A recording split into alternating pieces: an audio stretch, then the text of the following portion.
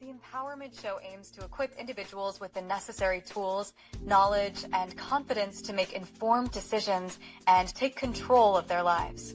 It also focuses on ensuring access to essential resources and the opportunities.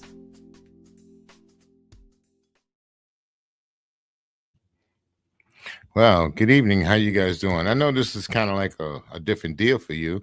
Um, on Friday, this is Friday. So this week, what we're going to do on Friday is going to give you an update of what's going on during the week politically. Give you an update of what's going on in Iraq, or Iran, give you an update of what's going on in the Gaza Strip and what's going on with the people there. And also we'll give you a little taste about what's going on right here in America, even sometimes on the local side. All right. As always, I bring my man in. He's the analyst, so I had to bring him in. Boom. There you go. What's going on, Brother Yates? Hey, brother, how are you? I'm good. Can you hear me?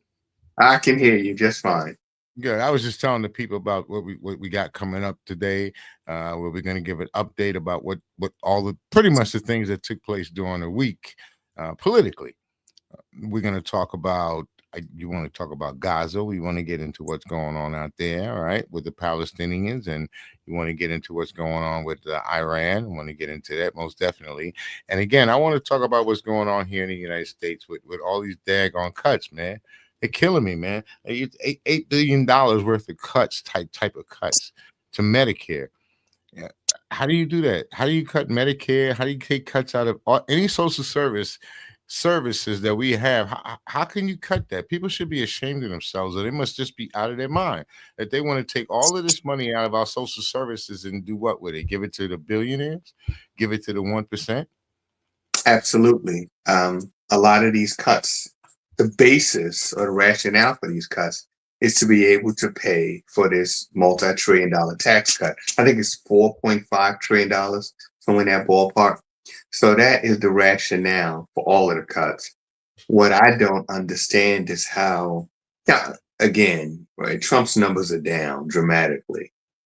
Yet I'm surprised that he still has the support within Congress and within the Supreme Court. There was a decision that came down today from the Supreme Court. I mean, I don't want to just get into that just yet, but he still has pretty broad support within, Congress, the Supreme Court, and even in local jurisdictions. Some states, on lockstep with the president. What I find just mind-boggling is that a lot of these Republican senators and members of Congress, they must know that their political life is on the line. If these cuts, and I suspect they will be, that they will sign this bill, this big ugly bill he calls the big beautiful bill. I suspect, based on what we've seen so far from the Republicans, the bill will pass. There may be some, minor modifications, but the bill's going to pass. And these cuts, some of them have been pushed out. Like there won't be drastic cuts. It'll be cuts over time. I think up to about 10 years, these cuts will go into effect.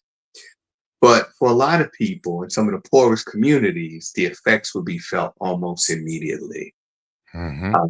So for those folks in these rural communities that have limited resources in terms of medicine or healthcare now, these cuts take effect. A lot of these people will lose what healthcare they have. Yeah, a lot of them are talking about what did I last hear? I think it was at the beginning of the year, 2026, January. A lot of those cuts are actually going to go into effect. So I think it'll be a little shorter, like you said, a little shorter than 10 years. I don't think it's going to take 10 years to feel that effect, and it's going to take even longer to correct it. Yeah, I think what a lot of Republican voters, I think what they're missing is the fact that Trump has been handed an unprecedented powers, or just enormous powers. So typically what happens with our government, once you give them power, they don't give it back. So I think that what Republican voters are missing is Trump just turned, I think, 79, 80 years of age. How much longer is he going to be around? I mean, now, even now, like I was listening to a press conference he gave the other day when he was, I think he was in The Hague. He sounds as if he's definitely experiencing some cognitive decline. You know, I wouldn't say he's at the same stage as Joe Biden was when he did that debate, and he sounded like, you know, he was totally out of it. He's not at that stage yet, but he's not that far away in terms of his own cognitive decline. So he can't go on forever. And what happens when a Democrat is elected to office? Now you've given a Republican all of this power. Well, how do you take it back when a Democrat becomes president? Mm-hmm. You know, and now he has this unchecked power. And we were talking about political retribution and weaponizing the justice system. What happens when a Democrat is now in office? You know, we're still saying absolute power corrupts absolutely. So whether Democrat, whether it be Republican or independent, if that law stands as far as the president having the type of power they have, I don't think it's going to make a difference to who's going to be in that seat. That those laws are what that whole thing about that the president can do whatever he wants, pretty much without any checks and balances. That whole thing's got to go. That's got to be something that has to be reversed. Well, you're right. But say, for instance, the Supreme Court handed Trump a lot of this power. So let's say, 4 years down the road, a popular Democrat is elected. How do you now, as a Supreme Court, reverse those decisions and say we're going to take back that power? How do you do that? Were you wrong now, or were you wrong 4 years prior when you handed that kind of authority to Trump? See, it's too much of this saving face, if you want to say. If you did something wrong and you know it was wrong, then you correct it. And without going through this measure or that measure, or maybe we can just, if it was wrong, you correct. The same thing you would tell a child or anybody else. Oh, you made a mistake. Time for you to correct your mistake. So I don't see why it should be so much of a well, I guess it is because we can't even get reparations, man. How long has that been on the table? Well, you know what? What it comes down to is accountability, right? Trump said that he wanted to do away with DEI programs because he wanted a merit-based system. He wanted people who were who earn their positions, who would be accountable, right? Well, if you look at the people that make up Trump's cabinet, how many of them would have gotten a job as the head fry chef at McDonald's? That's what I was going to. How many of them would have got a damn job and made? None of them. Because Right. Well, I mean, I got to tell you something about this Linda McNair. You listen to her. She sounds like she's an intelligent person, and this is why I can't understand why she opens her mouth and comes up with all these, I don't know this, I don't know that, or even try to defend what's going on with the education system. You take away the education, you do away with the funding in education. What in the hell's going to happen? You give it all back to the states. The states can't afford to run the school programs. They still going to need the assistance of the federal government. I mean, as it is now, we got teachers doing what? They got to go out and buy their own equipment, their own supplies for their classes. And again, we got these principals who's raising up their pockets, filling their pockets with money by giving themselves raises and bonuses. Well, I'm telling you, it seems like the whole damn thing is corrupt, and it seems corrupt on every level. Well, it is, and it's been corrupt for a long time. But when you take a very corrupt man and you put him in charge of a corrupt system, how do you expect a man who has been corrupt his entire life to, as he once said, drain the swamp, clean up Washington politics? Well, let's be realistic. let's just go back to just over a week ago when our government launched an attack against Iran. Now, Trump said he did not want to involve the U.S. in these foreign wars. That was a campaign promise. Sure was. Just like ending the war in Ukraine between Ukraine and Russia on day one. One day. Right, day one. Well, let's be realistic. That war has only intensified with the with the Ukrainian drone strikes and Russia's subsequent retaliation. This war has only intensified. So we're not any closer to a resolution in that war. And we talked about bringing down the cost of living. I mean, in terms of inflation being too high and, these issues that are discussed around the table, rising food prices, things of that nature. He hasn't addressed any of that.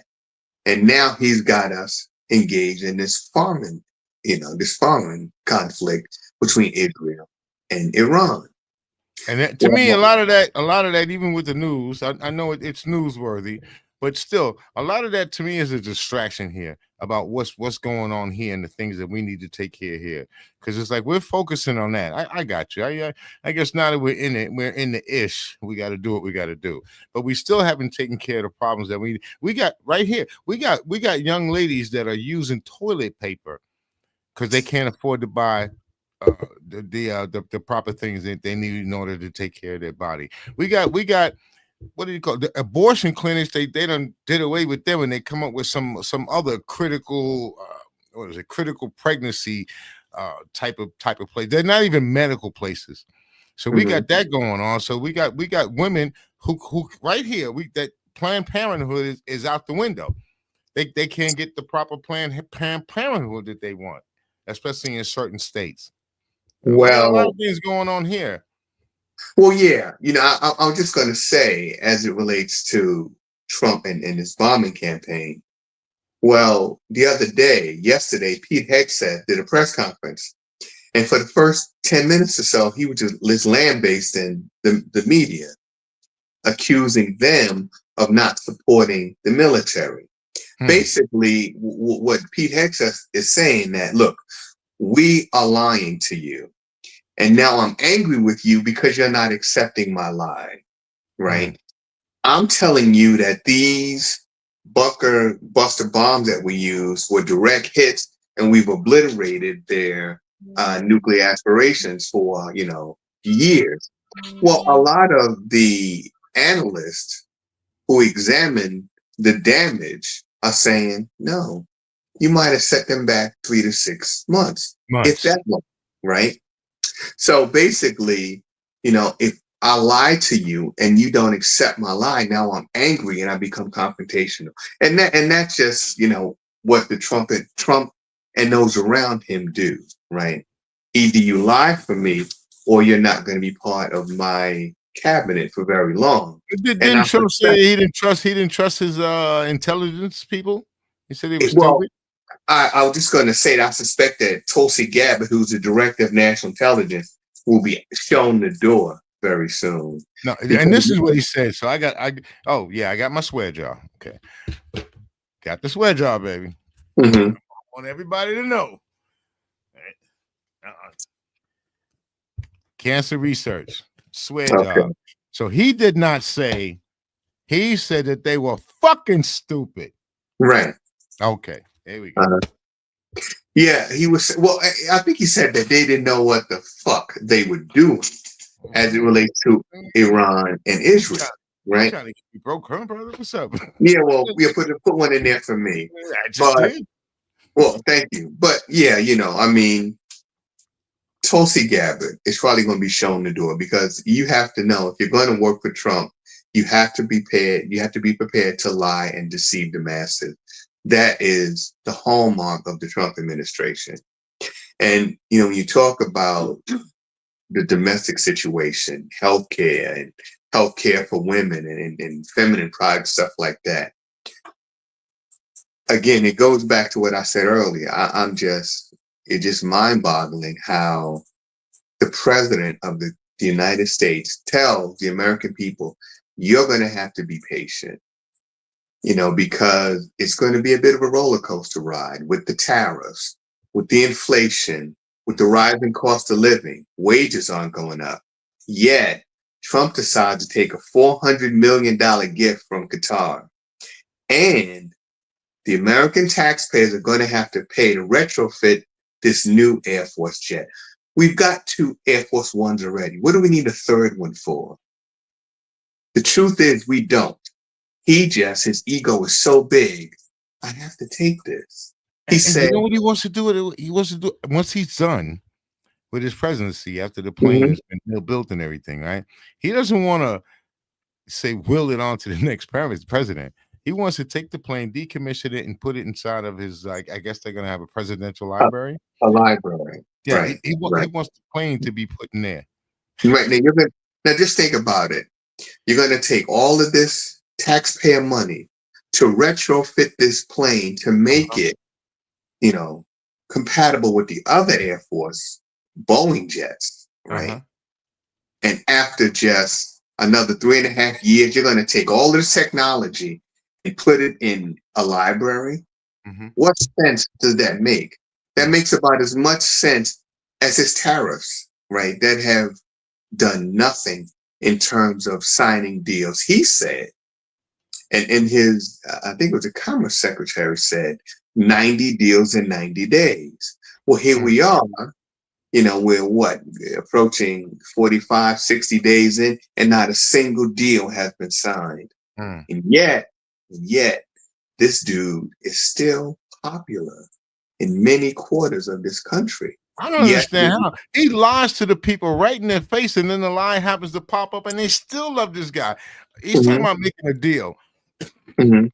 He said that they have a deal going with Iran, that they're gonna go and they're gonna have these talks next week with Iran. Iran said, "We don't know nothing about that. What the hell are you talking about?" Well, I heard him say we don't that. know about any talks with you. Yeah, I heard him say that the Iranian leadership was coming to the White House. I think he said they were coming next week to discuss a deal, right? But he's the only one that knows about it. Right. So why would Iran want to discuss a deal with the United States? We had a deal with Iran, right? A deal that he didn't agree with. He said it was a terrible deal. It was Obama. He made this horrible deal. He gave them billions of dollars, which was their money. We just froze it. So all Obama did was release their money back to them. Trump said it was a terrible deal. Now he's tried to make a similar deal with the Iranian leadership. And when that deal fell through, next thing you know, Israel launches a preemptive attack. And then what happens? America comes in and backs Israel by dropping these bunker buster bombs on many of the Iranian nuclear sites. You know what the Ayatollah was? Is the Ayatollah of Iraq? You know what he says? Iran. He says of Iran. He says we won. He says, you know why we won? We beat Israel. He says, you know why we beat Israel? Because Israel had a call on the United States to help them. They couldn't come and do it by themselves. That's all true. The Israeli government knew without the assistance of the United States, those bombs would have continued to fall on Israeli cities. We have yet in this country to see the actual bomb damage from the Iranian strikes, because the Israeli lobby is so powerful in this country. We'll probably never see these images unless we use an alternative media sites. Some of it has been posted on, social media showing us the damage in places like Tel Aviv and like Haifa. These bombs rain down on these cities, something that Israel is not used to.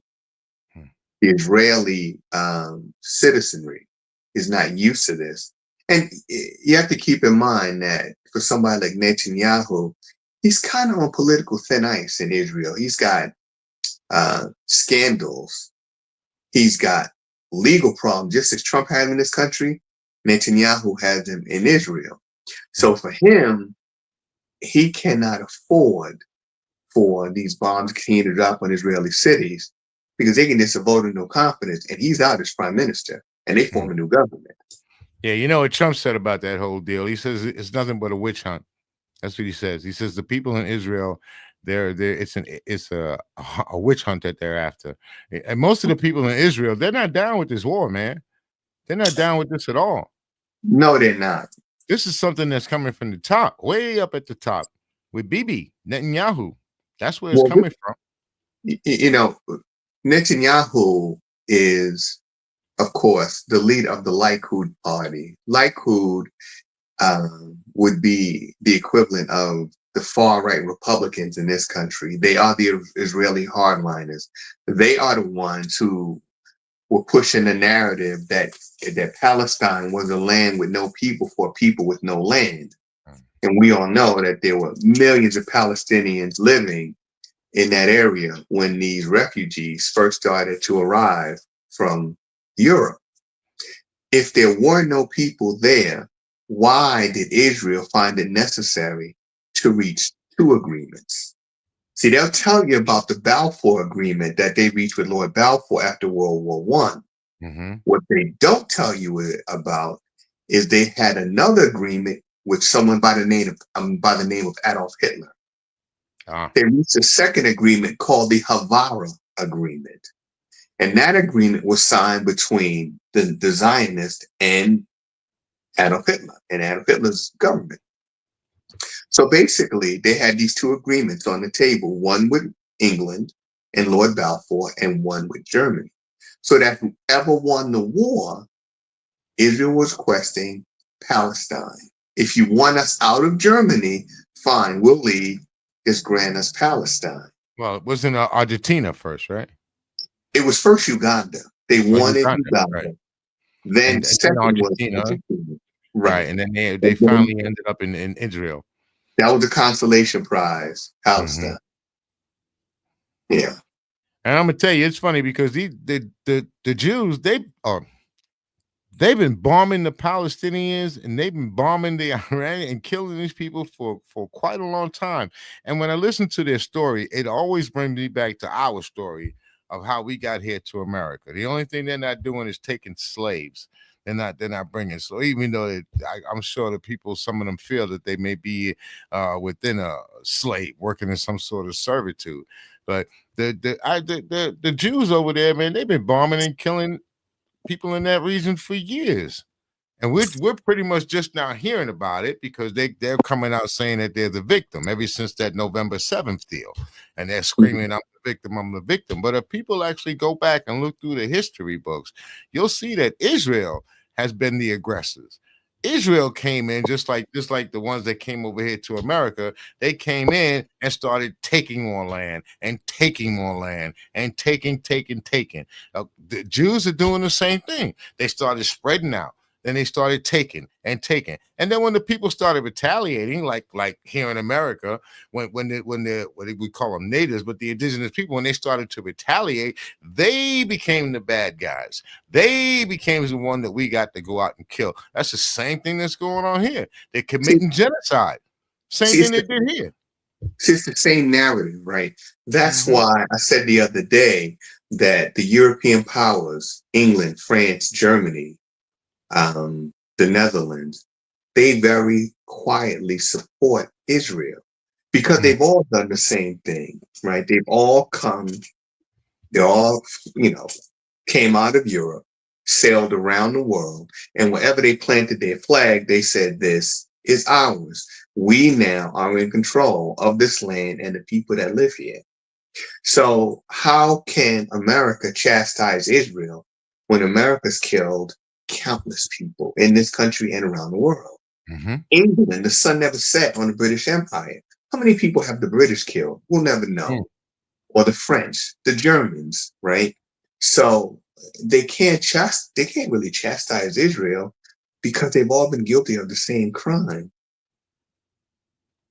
And I tell you, this is why I love my man Ibrahim Traoré over in Burkina Faso. Where he kicked all the French out. Get the hell out of here. We don't need any more colonial assistance. We don't care about your U.S. aid. We don't want that either. You can have that too. We want to be 100% independent. You see, they're building a new city. Did you see that? I don't know if you saw it. I don't have a clip of it right now. I'll make sure I get one the next time we come around. But he's building this city, and it's going to cost like billions of dollars to build the city. So, of course, the international community is saying, well, where are you getting the money to build this city, right? Not like they ask any other country. So he says, I'm getting it from the gold reserves. Mhm. Because that's what you're not going to get our gold. You Right. want our gold? You want our gold? You come buy it from us. You know, when you win the war, you control the narrative, right? Mm-hmm. And for years, Europeans have won the various wars. So now they don't really try to hide their real intentions now. So, for example, Israel has nuclear weapons. They've had them since the Kennedy administration. Palestine, India, nuclear armed. Well, they're telling Iran cannot have nuclear weapons. Who has the right to tell a sovereign nation what you can and cannot have? What gives Israel the right to launch preemptive strikes, not just in Iran? They've done it in Israel, they've done it in Libya, they've done it in Beirut, they've done it in Syria. In fact, what's called the Six-Day War in 1967, that never happened. Israel launched a preemptive strike on 6 Arab nations. Before a war was ever declared, Israel launched a preemptive strike. And there's a book you can read called The Liberty Incident. And in that book, there was a CIA listening vessel off the coast of Israel. And they were listening to communications between Israel and their Air Force and their other forces. They heard Israel launch its preemptive strike. So what Israel did was now this vessel is flagged as an American vessel. Israel attacked the Liberty. Several of the crew members on the Liberty were killed. Years later, the Israeli government agreed to compensate the family members of those killed in that incident. Right, I But remember that. one of the guys who survived the incident wrote a book, and you can read about how there was no Six-Day War, how the Arabs never attacked Israel. I mean, let's be realistic. How does Israel, this very tiny country, how do they fend off 6 different nations with 6 different armies attacking from different directions, different locations? They simply couldn't win that war. So they attacked first, and they caught a lot of their aircraft on the ground. So they were rendered unable to attack by air. And after that, Israel had air superiority. So it's pretty easy to defeat the ground forces that never even began to head toward, the cities of it inside Israel. So that's been the narrative they've been pushing. But, you can just read the book and read firsthand what actually happened on that day.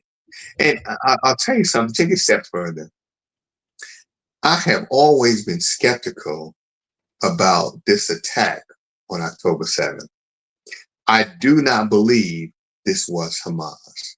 I will never believe that.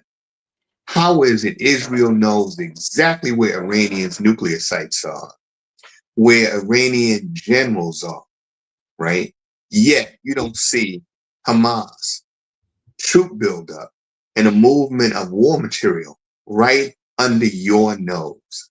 I do not believe this. I think this was a false flag operation. I think Israel was behind it, and they used it as justification to take all of Gaza. And now they're looking to expand beyond the boundaries of what was Palestine. This is the long-term goal. Yeah, I guess that's the old way of doing things, like with Trump with the ear. I mean, it's come out now that he actually didn't get shot in the ear, and that he used it for a political ploy so he can get sympathy. So I guess Mhm. it's kind of along the same play, is that they're doing these things and they're trying to get, because you always got to get the public on your side. So Mhm. this is a way of, you hit them with the bomb, boom, everybody's scared of the Palestinians. They're like 9/11. A lot of people say that was allowed to happen because George Bush, he wanted to go in there and do the do. So I think Netanyahu, I think he's doing the same thing. He let the bombs drop because they said they knew about it. Their intelligence, they had people that told them that this was coming, that this Well, was going to happen, and they ignored it. what you have to keep in mind, right, that Israeli, American, and the Western allies, their intelligence agencies work together. They're in lockstep, right? Mm-hmm. So, as I said the other day on our show on Tuesday, the French, the English, the Germans, the Dutch, what have they said about this strike on Iran? Nothing. They have been extremely quiet. Why? Mm-hmm. So that tells me that they have the support, that Israel has the support of all of the former European allies or colonial powers, that they back them. Of course, because the populace or the population of these countries are not in favor of Israel, are growing very weary of seeing these images of these women and children, Palestinian women and children blown to bits. So, of course, in Parliament, in France, and in England, of course, you have members of Parliament that'll make some statements that are anti-Israel. But other than that, what steps have they taken to stop the genocide? None. And None. in the UN Charter, it clearly states that members of the UN have to take steps to prevent genocide. Hmm. And Yeah. all of these countries are members of the Security Council, yet none of them have sent so much as a dog to stop Israel from killing these innocent people. Hmm. All right. We're gonna pick up on Tuesday. We got our half an hour. Sorry, brother. I really got to be up and out, so I got some errands I gotta run. Understandable. Yeah, I was trying to tell you, it's granddaddy duty. No, Granddaddy duty day. So I hear you. all right. I'll be glad when I'm there one of these days. Yeah, you're gonna be there, brother. Come on, man. I'll be glad when I can get a hold of one of them damn rings you got. I hear you. Yeah. That one there is pretty powerful, man. I, Yeah, I like yeah, it. I got to see this here, man. See, this what poor people wear. No, yeah. Well, I have a good connection. Put it like Yeah, that. we got a good connection. All Yeah. right. So we're gonna pick it up again on Tuesday, somewhere around about 5 o'clock, and we hope All people right. tune in. And thank you guys very much for tuning in. Please don't forget to hit the subscribe button and the like button. As long as you like us, give us that little like. All right. This is Stevenson and Yates, and we're gonna be getting out of here. So you guys again have a beautiful afternoon and peace.